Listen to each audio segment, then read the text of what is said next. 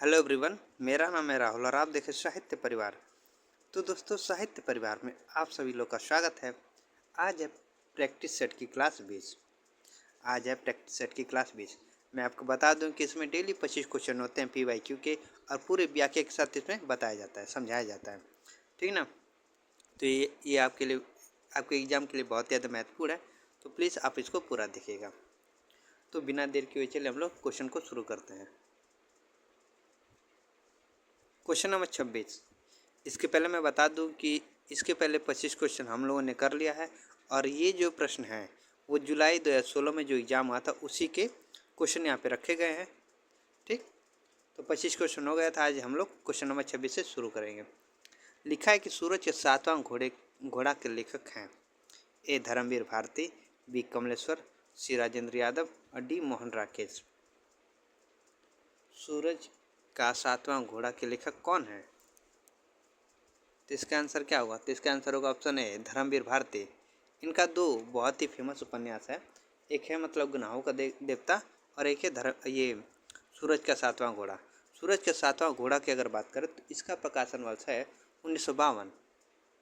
1952 सूरज का सातवां घोड़ा, इसका प्रकाशन वर्ष 1952 है। तो 26 का ऑप्शन ए सही है। देखिए, यहाँ पे लिखा है कि धर्मवीर भारती के उपन्यास, कुछ महत्वपूर्ण उपन्यास है। गुनाहों का देवता 1949 ईस्वी, और सूरज का सातवां घोड़ा जो 1952 ईस्वी है। राजेंद्र यादव के उपन्यासों की बात करें, वहाँ पे 4 ऑप्शन था ना, राजेंद्र यादव, कमलेश्वर, फिर धर्मवीर भारती, मोहन राकेश।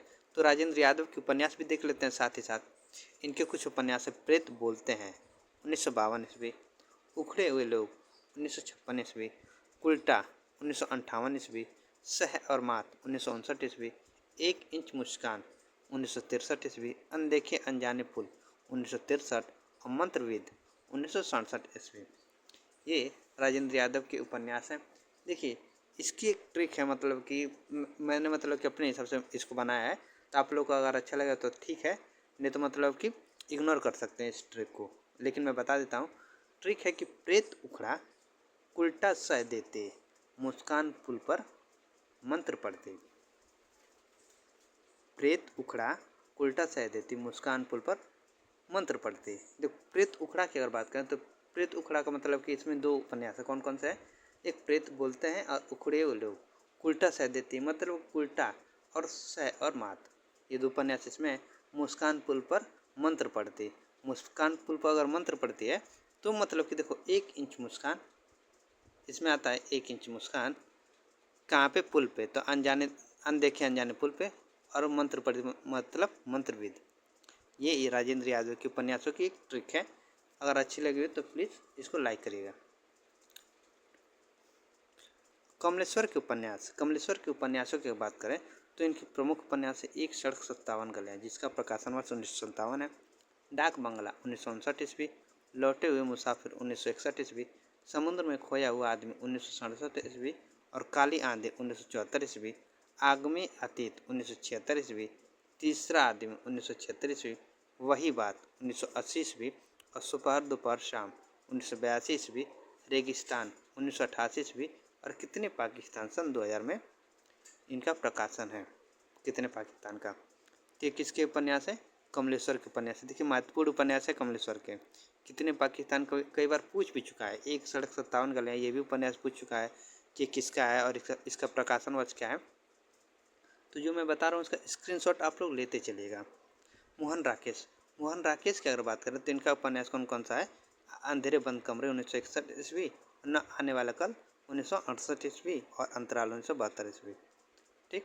देखिए, कमलेश्वर के उपन्यास की अगर बात करें तो इसमें एक छोटा सा मतलब कहानी हमें मतलब कहानी के तौर पर इसको याद कर सकते हैं।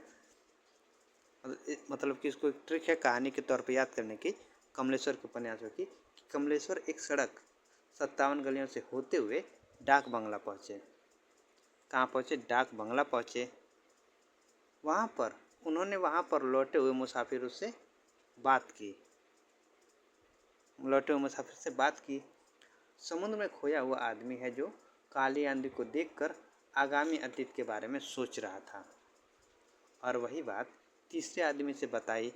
सुबह दोपहर शाम वह यही बात सोच रहा था कि रेगिस्तान में कितने पाकिस्तान। रेगिस्तान में कितने पाकिस्तान। ठीक ना। देखिए कमलेश्वर एक बार और रिपीट कर देता हूँ कि कमलेश्वर एक सड़क 57 गलियों से होते हुए डाक बंगला पहुँचे। उन्होंने वहाँ पर लौटे हुए मुसाफिरों से बात की तो पता चला कि समुद्र में खोया हुआ आदमी है जो काली आंधी को देखकर आगामी अतीत के बारे में सोच रहा था और वही बात तीसरे आदमी से बताई। सुबह दोपहर शाम वह यही बात सोचता रहा और उसके बाद मतलब कि उन्होंने देखा कि रेगिस्तान में कितने पाकिस्तान। तो ये कमलेश्वर के उपन्यासों को ट्रिक करने की मतलब याद करने की एक ट्रिक है। क्वेश्चन नंबर 27 में लिखा है कि आवारा मसीहा औपन्यासिक जीवन किसके जीवन पर आधारित है। ए शरत चंद्र, बी बंकिम चंद्र चटर्जी, सी महात्मा गांधी और डी विवेकानंद। आवारा मसीहा औपन्यासिक जीवन किसके जीवन पर आधारित है। देखिए आप लोग अगर कमेंट करेंगे तो मतलब कि जो मैं ट्रिक बनाऊंगा मतलब प्रयास करूंगा बनाने के लिए, तो जो ट्रिक मैं बनाऊंगा वो इसमें भी रखूंगा। इस पीपीटी में अगर आप लोग कहेंगे तो इस पीपीटी में उस ट्रिक को मैं जो है इसमें रख दूंगा, जो आपको मतलब कि याद करने के लिए आसानी हो जाएगी। तो बोल के मतलब बोलने से ज़्यादा आप लोग अगर उसको लिखा हुआ देखेंगे तो आपको थोड़ा मतलब याद करने में आसानी होगी।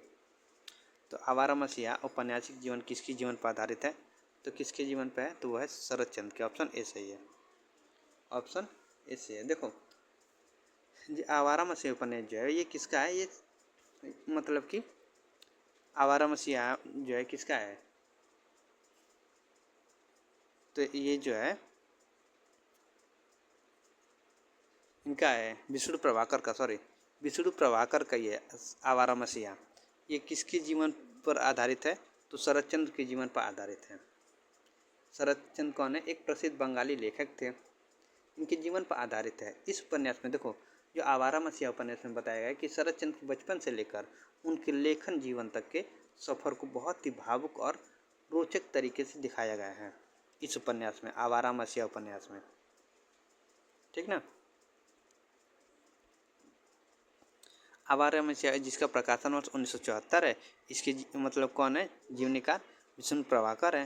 और ये किससे संबंधित है, ये शरत चंद्र से संबंधित जीवनी है। अयोध्या सन्यासी जिसका प्रकाशन वर्ष 1969 है और इसके जीवनीकार हंसराज रहबर है। और ये किससे संबंधित मतलब किस व्यक्ति से संबंधित है, तो विवेकानंद से। अकाल पुरुष गांधी जिसका प्रकाशन वर्ष 1968 है, इसके जीवनीकार कौन है, जैनेंद्र हैं। और ये महात्मा गांधी से संबंधित है ये जीवनी। बापू 1940 इसका प्रकाशन वर्ष घनश्याम दास बिड़ला है और ये महात्मा गांधी से संबंधित है। और बापू का कारावास की कहानी 1949 ईस्वी, ये सुशीला नायर का है और ये भी मतलब कि महात्मा गांधी जी से संबंधित है ये भी जीवनी, बापू का कारावास। तो आप लोग स्क्रीनशॉट लेते चलिएगा, मैं फिर से आपको बता रहा हूँ। क्वेश्चन नंबर 28, इनमें से कौन सा उपन्यास भीष्म साहनी द्वारा रचित नहीं है। इनमें से कौन सा उपन्यास जो है भीष्म साहनी द्वारा रचित नहीं है। ए झरोखे, बी कड़ियाँ, सी बसंती और डी पीढ़ियाँ। तो क्वेश्चन नंबर 28 का आंसर क्या होगा, क्वेश्चन नंबर 28 का आंसर क्या होगा, कौन सा उपन्यास इसमें भीष्म साहनी का नहीं है। तो पीढ़ियाँ जो है, देखो पीढ़ियाँ जो है वो ये भीष्म साहनी का नहीं है। तो पीढ़ियाँ किसका है, ये अमृतलाल नागर का है। किसका है, अमृतलाल नागर का है। ठीक ना। इसका प्रकाशन वर्ष क्या है, इसका प्रकाशन वर्ष 1990 है, 1990।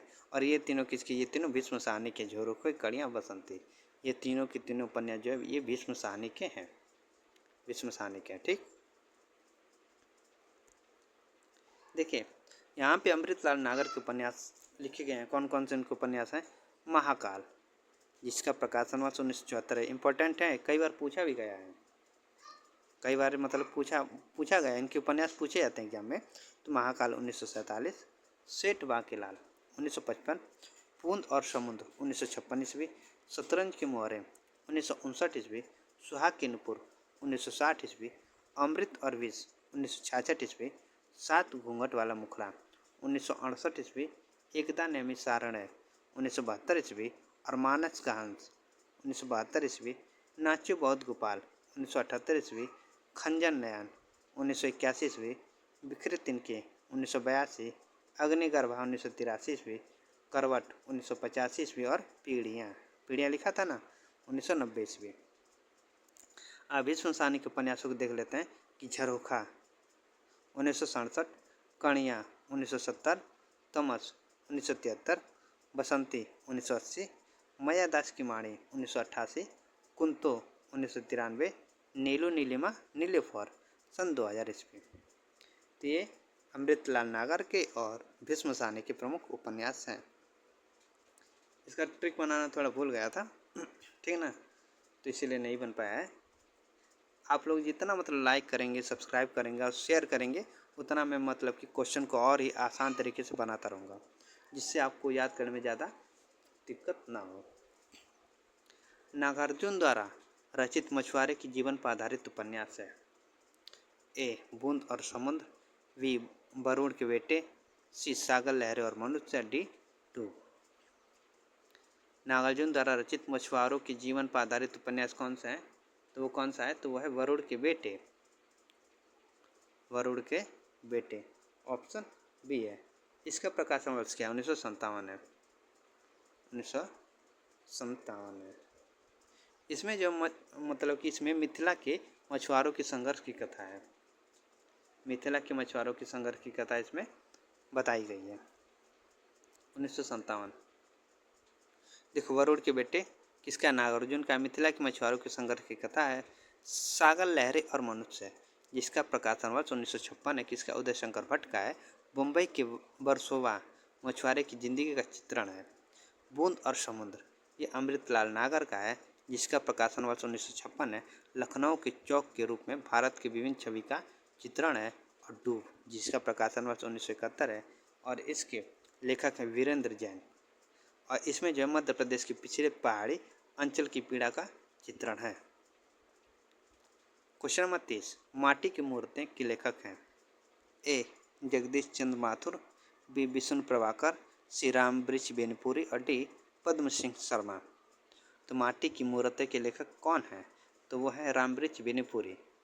ऑप्शन सी सही है, राम वृक्ष बेनीपुरी। देखो, रामवृक्ष बेनीपुरी के प्रमुख रेखांचित्र है कौन कौन से हैं? माटी की मूर्तें, जिसका प्रकाशन वर्ष 1946 ईस्वी है, और इनका गेहूं और गुलाब, जिसका प्रकाशन वर्ष 1950 ईस्वी है। लाल तारा मील का पत्थर, इसका प्रकाशन वर्ष 1938 है। ये रामवृक्ष बेनीपुरी के प्रमुख रेखाचित्र हैं। विष्णु प्रभाकर की बात करें तो इनका जो रेखाचित्र है वो है कुछ शब्द कुछ रेखाएं, जिसका प्रकाशन वर्ष 1965 ईस्वी है। जगदीश चंद्र माथुर की अगर बात करें, जगदीश चंद्र माथुर, इनकी मतलब की जो रेखाचित्र है वो है 10 तस्वीरें, जिसका प्रकाशन वर्ष 1963 ईस्वी है। अब प्रबंध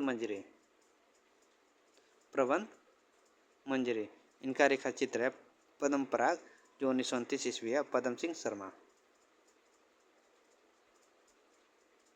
क्वेश्चन नंबर 31, कर्मवीर पत्रिका के संपादक थे। कर्मवीर पत्रिका के संपादक थे, कौन थे? ए माखनलाल चतुर्वेदी, बी सोहनलाल द्विवेदी, सी गुलाब राय और डी श्याम सुंदर दास। कर्मवीर पत्रिका के संपादक कौन थे? तो वो थे माखनलाल चतुर्वेदी। ऑप्शन ए से माखनलाल चतुर्वेदी और माधवराव सप्रे, ये दोनों जो है ये कर्मवीर पत्रिका के संपादक थे। और कौन थे? माधवराव सप्रे, ठीक ना, माधवराव। देखो, कर्मवीर पत्रिका की अगर बात करें तो इसका प्रकाशन वर्ष था 1924। ये साप्ताहिक पत्रिका था जो जबलपुर से प्रकाशित होता था, ठीक है ना। कहाँ से? जबलपुर से। तो क्वेश्चन में 31 का ऑप्शन ए सही है। क्वेश्चन नंबर 32, महात्मा गांधी की जीवनी अकाल पुरुष गांधी के लेखक हैं। ए गिरिराज किशोर, बी जनेंद्र कुमार, सी यशपाल और डी इलाचंद जोशी। महात्मा गांधी की जीवनी अकाल पुरुष गांधी के लेखक हैं, तो कौन है? तो वह है जनेंद्र कुमार। ऑप्शन बी सही है, ऑप्शन बी सही है 32 का। देखिए, अकाल पुरुष गांधी जिसका प्रकाशन वर्ष 1968 ईस्वी है, ये जैनेन्द्र द्वारा रचित महात्मा गांधी की जीवनी है। पहली गिरमिटी जिसका प्रकाशन वर्ष 1999 है, यह उपन्यास गिरिराज किशोर द्वारा लिखित महात्मा गांधी के जीवन चरित्र पर आधारित है। पहला गिरमिटिया किसका है? गिरिराज किशोर का है। ये महात्मा गांधी के जीवन चरित्र पर आधारित है। क्वेश्चन नंबर 33, इनमें से कौन सा संस्मरणात्मक ग्रंथ कृष्णा सोबती द्वारा रचित है? ए, हम हसमत, बी, यादें और बातें, सी, दीवान खाना और डी, स्मृतियों के छंद। इनमें से कौन सा संस्मरणात्मक ग्रंथ कृष्णा सोबती द्वारा रचित है? तो कौन सा है? 33 का ऑप्शन कौन सा सही है? तो इसका आंसर होगा ऑप्शन ए, हम हसमत। 33 का ऑप्शन ए से हम हसमत। देखिए, हम हसमत 1977 और हम हसमत भाग 2 1998, ये दो भाग में। हम हसमत जो है एक पहला भाग 1977 में और हम हसमत भाग 2 1998 में। हम हसमत भाग 3 सन 2012 ईस्वी में। शब्दों को आलोक में सोबती एक सोहबत आदि कृष्णा सोबती के संस्मरण कृतियाँ हैं। शब्दों के आलोक में सोबती एक सोहबत, ये किसके हैं? कृष्णा सोबती के संस्मरण है। हम हसमत 1977 पहला भाग, हम हसमत भाग 2 1998 और हम हसमत भाग 3 सन 2012, ये तीनों किसके? कृष्णा सोबती के हैं। और इनके अलग से कौन से? शब्दों के आलोक में और सोबती की सोहबत, ये इनका अलग से संस्मरण है। जबकि स्मृतियों के छंद 1955 ईस्वी एवं अपने अपने रास्ते सन 2001 रामदास मिश्र के संस्मरण है। दीवान खाना 1984, मितवा घर 1995, अमराई सन 2000 ईस्वी, ये आदि पद्मा सचदेव की संस्मरणात्मक कृतियाँ हैं। यादें और बातें 1998 ईस्वी बिंदु अग्रवाल की संस्मरणात्मक कृतियाँ हैं। क्वेश्चन नंबर 34, कविता कवि व्यक्तित्व के अभिव्यक्ति नहीं, व्यक्तित्व से पलायन है। यह कथन किसका है? ए, लुकाज, बी, कॉलरिज, सी, आई.ए. रिचर्ड्स और डी, टी.एस. एलियट। कविता एक व्यक्तिगत की अभिव्यक्ति नहीं, व्यक्तिगत से पलायन है। यह कथन किसका है? तो यह कथन है टी.एस. एलियट का। ऑप्शन डी सही है 34 का। देखिए, कविता कवि व्यक्तित्व के अभिव्यक्ति नहीं, व्यक्तित्व से पलायन है, ये टी.एस. एलियट का कथन है। और कॉलरिज का कथन है कि कविता रचना का वह प्रकार है जो वैज्ञानिक कृतियों से अर्थ में भिन्न है, कि कविता का तात्कालिक प्रयोजन आनंद है, सत्य नहीं। ये कॉलरिज का कथन है। और रिचर्ड का कथन है कि नैतिकता सिर्फ दुनियादारी है और आचार संहिता इष्ट सिद्धि की सामान्यतम व्यवस्था की अभिव्यक्ति है, ये रिचर्ड का कथन है। क्वेश्चन नंबर 35, बायोग्राफिया लिटरेरिया के लेखक हैं। बायोग्राफिया लिटरेरिया के लेखक हैं ए, वर्ड्सवर्थ, बी, टी.एस. एलियट, सी, कॉलरिज और D, IA. Richards. Question number 35 का आंसर क्या होगा? तो क्वेश्चन नंबर 35 का आंसर होगा ऑप्शन सी, कॉलरिज। कॉलरिज है। देखिए, कॉलरिज के प्रमुख ग्रंथ हैं बायोग्राफी लिटरेरिया, द फ्रेंड 1817 ईस्वी, बायोग्राफी लिटरेरिया है the friend aids to reflection 1825 ईस्वी, चर्च एंड स्टेट 1830 ईस्वी, confessions of an inquiring spirit 1840 ईस्वी, विलियम वर्ड्सवर्थ का काव्य संग्रह है an evening walk and descriptive sketches, lyrical ballads 1798 ईस्वी, द प्लूटियस, ये विलियम वर्ड्सवर्थ की काव्य संग्रह है। इलियट की कृतियाँ की अगर बात करें तो द सेक्रेट वुड 1920 ईस्वी, homage to John Dryden 1924, Elizabethan essays 1932, the use of poetry and the use of criticism 1933 ईस्वी और सेलेक्टेड एसेज 1934 ईस्वी, एसेज एसेंट एंड मॉडर्न 1936 ईस्वी और नॉलेज एंड एक्सपीरियंस, ये इलियट की कृतियाँ हैं। क्वेश्चन नंबर 36, पेरिप्पुस पेरिप्पुस के आधार पर काव्य में उदात्त तत्व की अवधारणा की प्रवर्तन किसने किया है? ए अरस्तु, बी लुजाइनस, सी टी.एस. एलियट और D I A Richards. Question number 36 का आंसर क्या होगा कि पेरिप्पुस के आधार पर काव्य में उदात्त तत्व की अवधारणा का प्रवर्तन किसने किया? तो किसने किया था? ये लुजाइनस ने किया था। ऑप्शन बी सही है इसका। देखिए, लुजाइनस ने पराइसुस 1554 ईस्वी के आधार पर काव्य में उदात्त तत्व की अवधारणा का प्रवर्तन किया है। पेरिप्पुस मूलतः भाषा 65 शास्त्र का ग्रंथ है।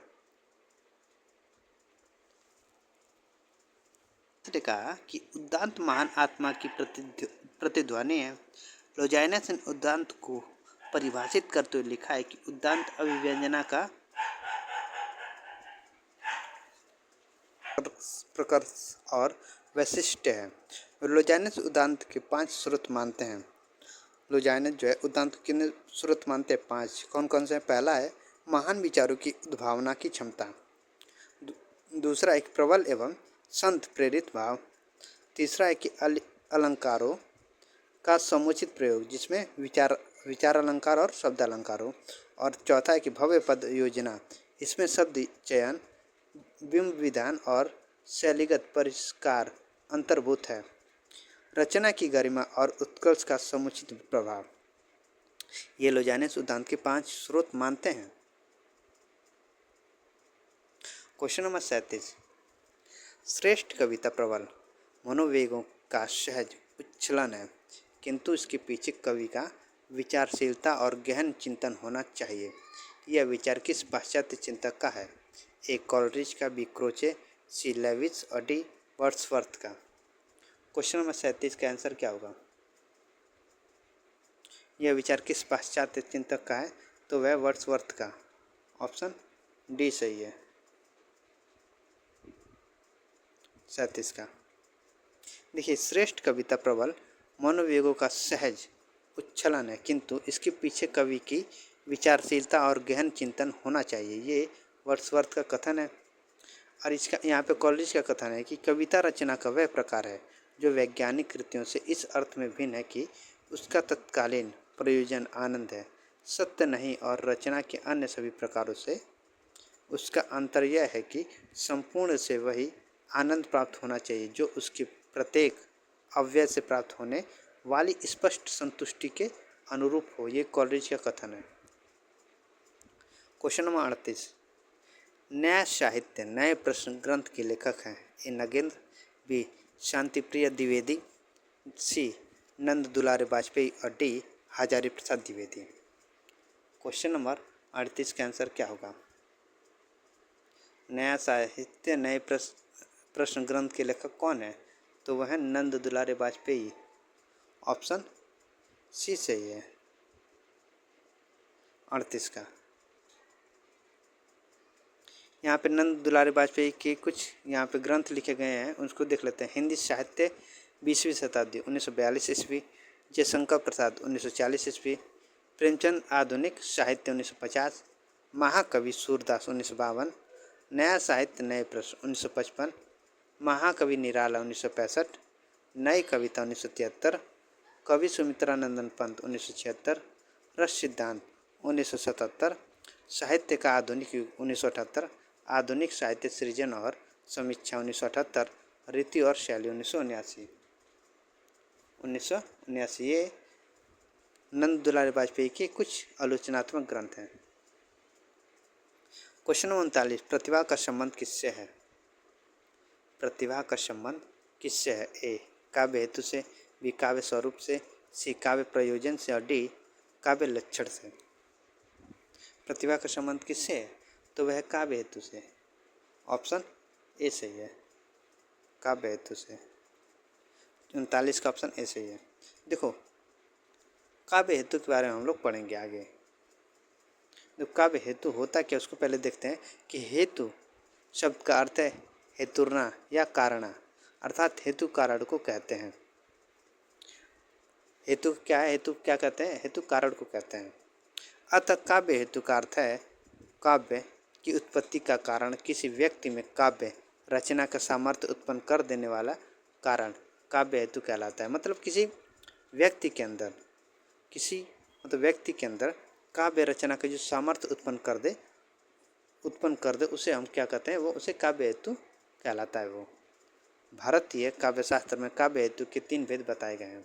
जो भारतीय काव्य शास्त्र उसने काव्य हेतु के कितने भेद बताए? 3। एक प्रतिभा है, एक व्युत्पत्ति, एक अभ्यास है। 3 बताए हैं। देखो काव्य प्रयोजन, अब काव्य प्रयोजन को देखते हैं। काव्य प्रयोजन के तात्पर्य है कि काव्य रचना का उद्देश्य है।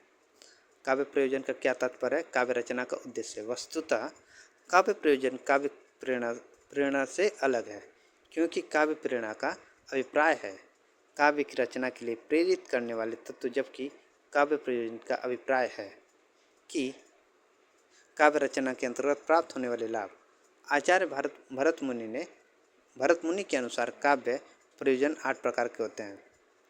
मतलब भरत मुनि के अनुसार जो है काव्य प्रयोजन 8 प्रकार के होते हैं। कौन कौन से हैं? धर्म है, यश है, आयुष, हित, बुद्धि वृद्धि, लोक उपदेश, दक्षता और चरम विश्रांति प्राप्ति। काव्य लक्षण देख लेते हैं। देखो संस्कृत में काव्य लक्षण आचार्य ने मुख्यतः 3 आधारों पर किया है। पूछ देगा कि काव्य लक्षण मुख्यतः कितने प्रकार के हैं? तो 3 आधारों पर किए गए हैं काव्य लक्षण। पहला है शब्द और अर्थ के आधार पर, दूसरा है शब्द के आधार पर, और तीसरा रस और ध्वनि के आधार पर काव्य लक्षण को बांटा गया है। Question number 40। कवि वचन सुधा के संपादक थे? ए. भारतेंदु हरिश्चंद्र, बी. राधाकृष्ण दास, सी. बद्रीनारायण चौधरी या प्रेमधन, और डी है अंबिकादत्त व्यास। डी कौन है? अंबिकादत्त व्यास। तो कवि वचन सुधा के संस्थापक कौन है? संपादक। तो जैसा कि आपको पता है कौन है, वो है भारतेंदु हरिश्चंद्र। और कवि वचन सुधा की अगर बात करें तो इसका जो प्रकाशन वर्ष था 1868 था, और ये जो है एक मासिक पत्रिका थी जो काशी से प्रकाशित होती थी। मासिक पत्रिका थी, मासिक और साप्ताहिक दोनों थी, ये काशी से प्रकाशित होती थी। ठीक है ना। उनका एक और था, मतलब कवि वचन सुधा, एक हरिश्चंद्र मैगनीज और एक बाल बोधनी। मतलब कि ये भारतेंदु के 3 थे। 3 पत्रिका कौन कौन थी? एक कवि वचन सुधा और दूसरा था हरिश्चंद्र मैगनीज,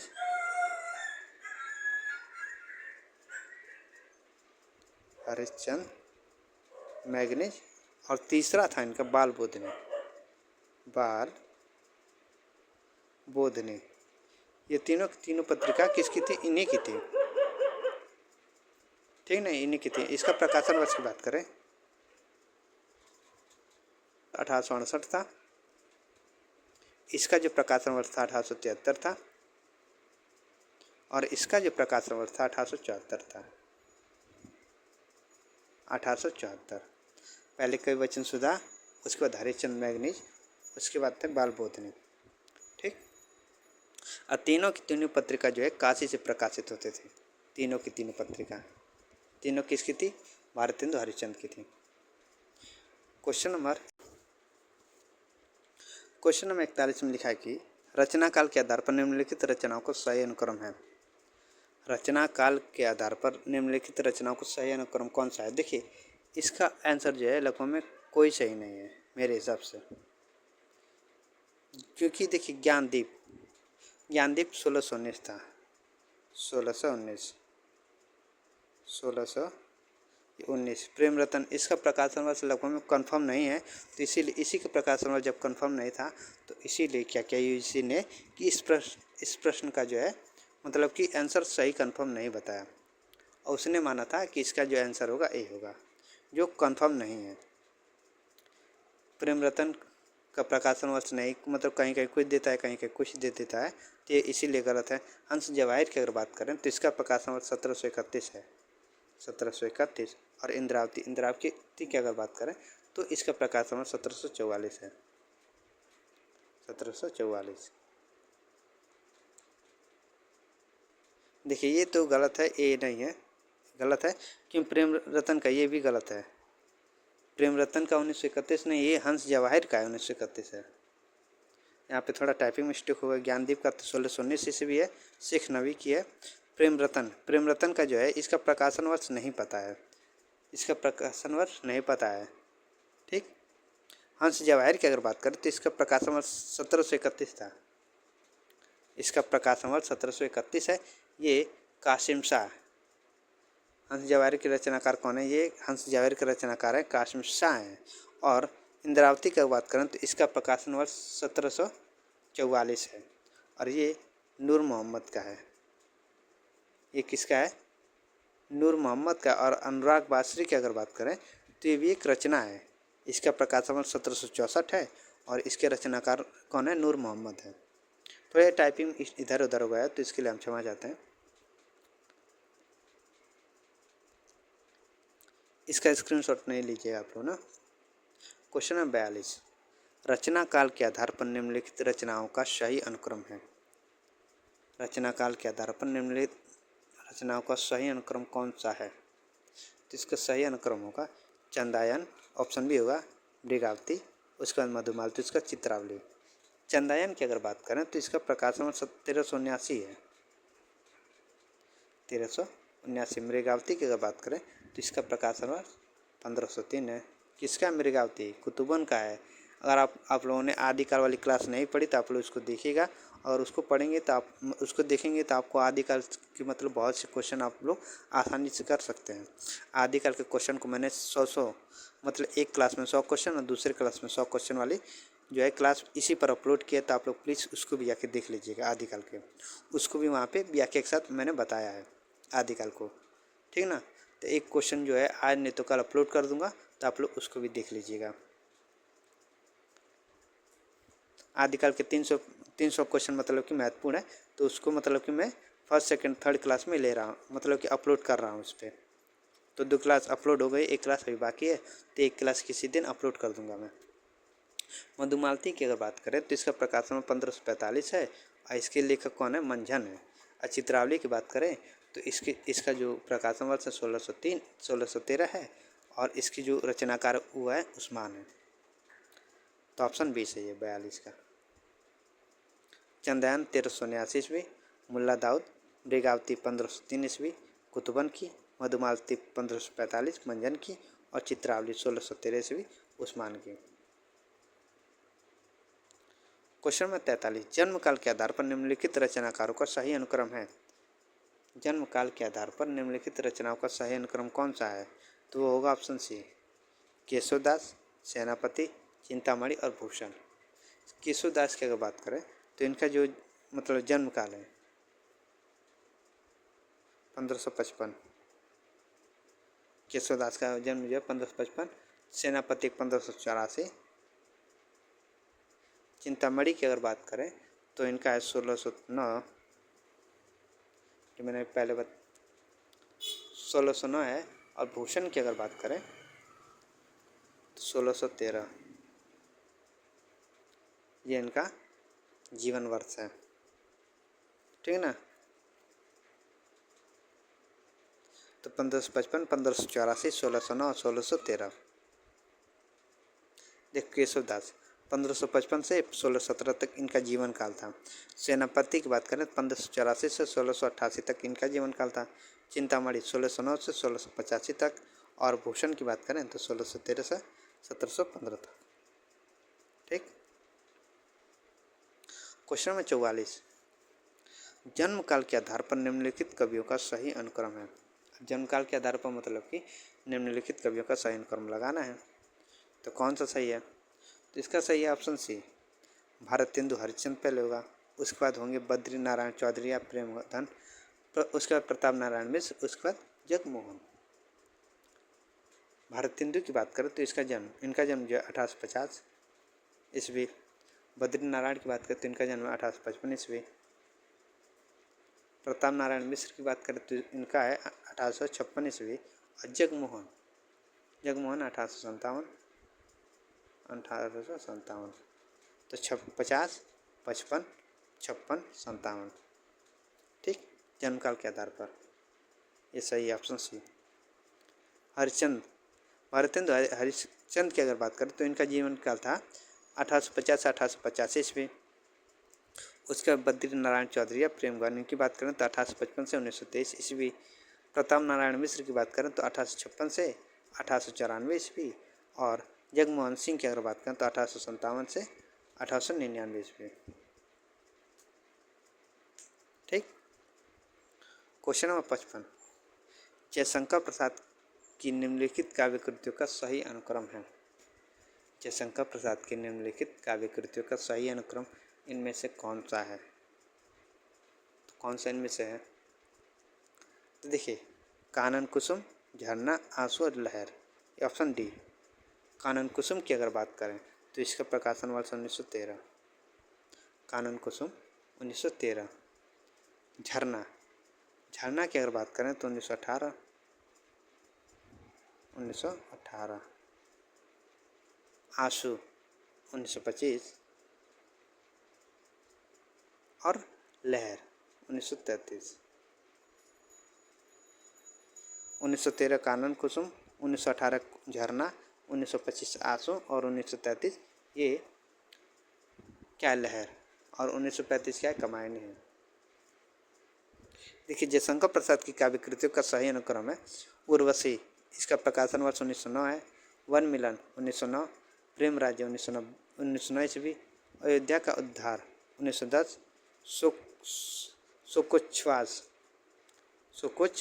1910, वधुवाहन 1911, कानन कुसुम 1913, प्रेम पथिक 1914, महाराणा का महत्व 1914, चित्राधार 1918 ईस्वी, झरना 1918, आंसू 1925, लहर 1933 ईस्वी और कमायनी 1935।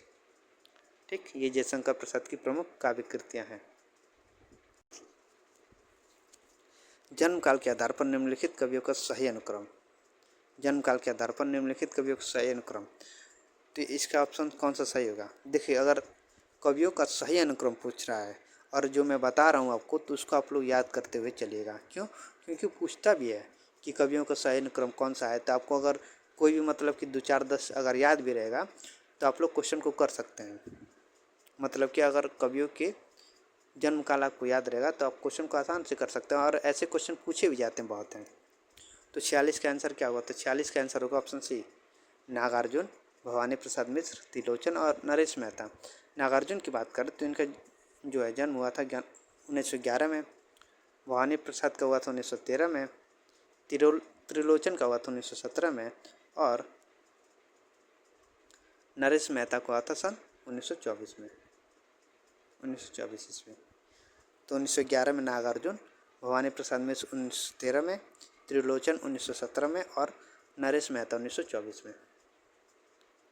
नागार्जुन देखिए 1911 से 1998, भवानी प्रसाद मिश्र 1913 से 1985 ईस्वी, त्रिलोचन 1917 से सन 2007 ईस्वी और नरेश मेहता 1924 से सन 2000 ईस्वी।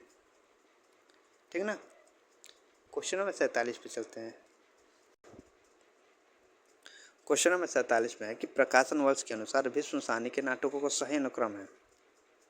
प्रकाशन वर्ष के अनुसार भीष्म साहनी के नाटकों का सही अनुक्रम, वहाँ पे मैंने उपन्यास बताए थे, लेकिन यहाँ पे भीष्म साहनी के नाटक पूछ रहा है। तो कौन कौन से हैं? तो देखिए, नाटकों का सही अनुक्रम की अगर बात करें तो ऑप्शन बी सही है। हानुस पहले, उसके बाद कबीरा खड़ा बाजार में, उसके बाद माधवी, उसके बाद आलमगीर। हानुस की अगर बात करें तो इसका प्रकाशन वर्ष 1977 है। कबीरा खड़ा बाजार में 1981 है। माधवी की अगर बात करें तो इसका प्रकाशन वर्ष 1985 है, 1985। और आलमगीर 1999। ये भीष्म साहनी के नाटकों का सही अनुक्रम है।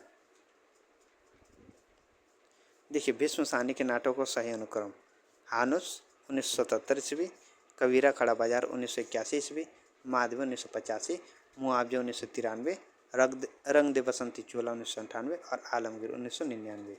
ये विष्णु साहनी के नाटकों का सही अनुक्रम है।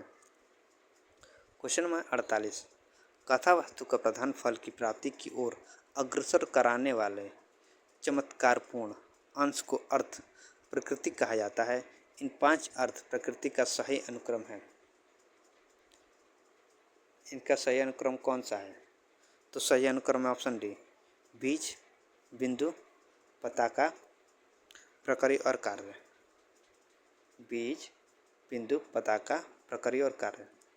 देखो पहले बिंदु आएगा, उसके बाद आएगा, नहीं पहले बीज आएगा, सॉरी पहले बीज आएगा, उसके बाद आएगा बिंदु, उसके बाद बिंदु के बाद आएगा पताका, उसके बाद आएगा प्रकृति, उसके बाद आएगा कार्य, ठीक है ना, उसके बाद आएगा कार्य। तो ऑप्शन डी से 48 का। क्वेश्चन नंबर 49, प्रकाशन वर्ष के अनुसार मृदुला गर्ग के उपन्यासों का सही अनुक्रम कौन सा है?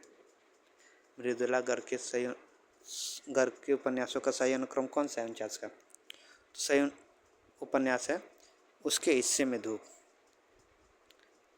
उपन्यासों का सही अनुक्रम है ऑप्शन ए सही है, उसके हिस्से की धूप, चितकोबरा, मैं और मैं, कटगुलाब। ये पूछा गया, ये भी पूछा जाता है, देखिए कई बार पूछा गया है कि चितकोबरा किसका उपन्यास है? तो ये किसका है? मृदुला गर्ग का है। उसके हिस्से की धूप की अगर बात करें तो इसका प्रकाशन वर्ष 1975 है। चितकोबरा की बात करें 1979। मैं और मैं ये 1984 है और कटगुलाब 1996। 49 का ऑप्शन ए सही है।